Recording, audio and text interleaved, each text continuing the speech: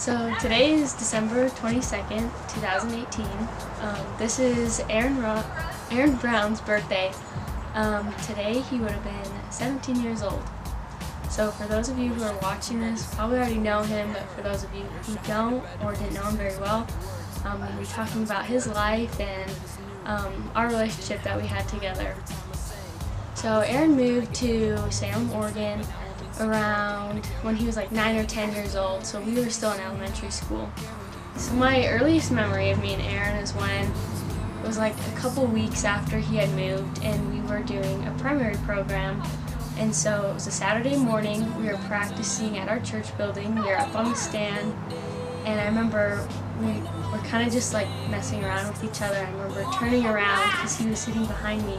He had a rubber band and he had it held up to his face like he was gonna shoot it at me, and I turned around and I gave him like a weird look and he got all nervous because I saw that he was gonna shoot a rubber band at me.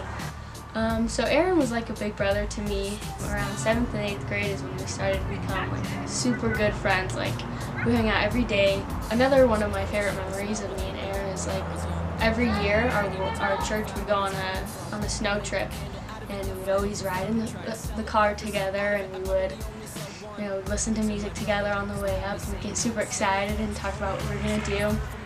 And he'd always bring a couple hammocks, and we would hammock at the top of the mountain and look at the view. And we'd always eat Cheez-Its together because we just both loved Cheez-Its. And one particular snow trip, we made a snowman together at the bottom of the hill, and we used Cheez-Its for its like eyes and nose. And we just thought it was the funniest thing. Like we both had like the picture of it as our screensavers, and we just thought it was so funny. For me, when I got the call about Aaron's death, it was really hard. I mean, I feel like I've been through a lot this year, and for me, this was like, it was the top, like the hardest thing I had to deal with so far. And I got the call, and I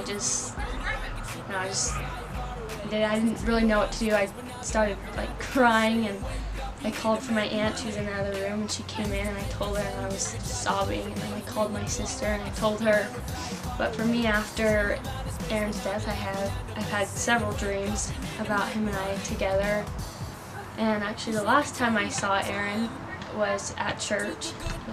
I was in Oregon all over the summer. It was my last Sunday in Oregon before I came out to Utah for the school year. He came out, and we just saw each other, and we just gave each other a big hug, and we were like, oh, we were all sad that we didn't have a lot of time to hang out together over the summer. But when he died, I often thought about our last hug that we had and the last time I saw him. And all my dreams I've had with him, I'm always giving him a hug.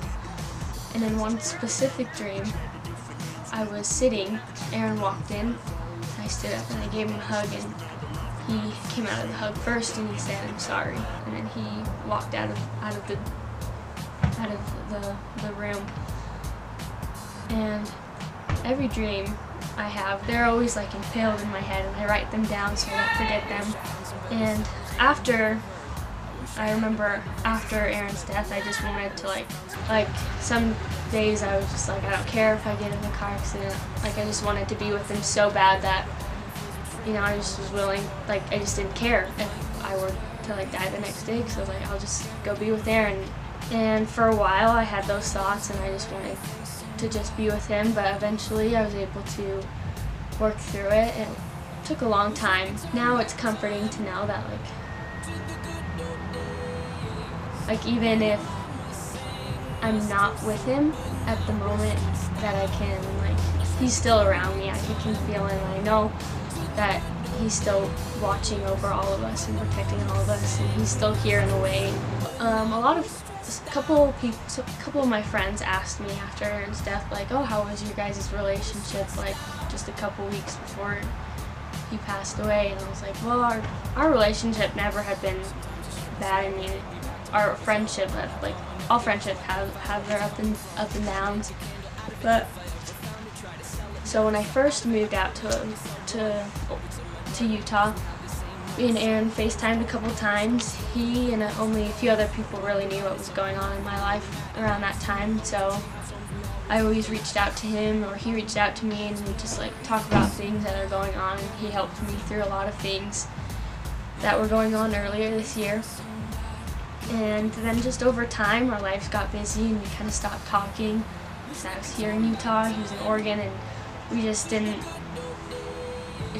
stopped making time to like talk to each other so much. And then a couple weekends, or like a week before he passed away, one of my friends was like, "Oh, we want to invite Aaron to like winter ball in December. Like, we asked him if he wants to go." So I reached out to him, but he said that he wouldn't want to go. The last thing that he sent me was, he's like, "I still love you. Like, I love you so much, and I miss you." And I was like, "Oh, I love you too, miss you." And that was the last thing we said to each other. And that's special to me that I at least got to hear that or read it, since it was over text. If anyone you know, or like if you yourself are struggling, and maybe if it's not even like super serious, but you just need someone to talk to, and just reach out to someone. Like, talk about your problems. Don't hold them in, because that always tends to make them worse. Just talk to people, open up, and just know that people aren't going to judge you for what's going on in your life, or the struggles that you have. Like, people will take you underneath their wings, and they will help you. Just go to the right people, go to someone you trust, and also try to be a helpful hand to someone else that is struggling, or just say hi to people, smile. It can really change like someone's whole day if like you just smile at someone. I think it's really important for all of us to just try to be mindful of what people are going through. Like, even if they seem like they're the happiest person in the world, like they could really be deep down like struggling with something. Just don't judge people, don't talk mean about other people, because that puts people in really hard situations where they may be considering suicide, or they might be struggling with self-harm. Like, we just never know, and we don't want to make those things worse for anyone. We shouldn't wish that upon anyone. So since it is Aaron's birthday, I think it would be a good idea for all of us to just, as a gift to him, to just be nice to everyone around you, and just be kind, and just be mindful of everyone's struggles, because you can really turn someone's life upside down just by the simplest act. And I think Aaron would really appreciate it if you could help someone out. And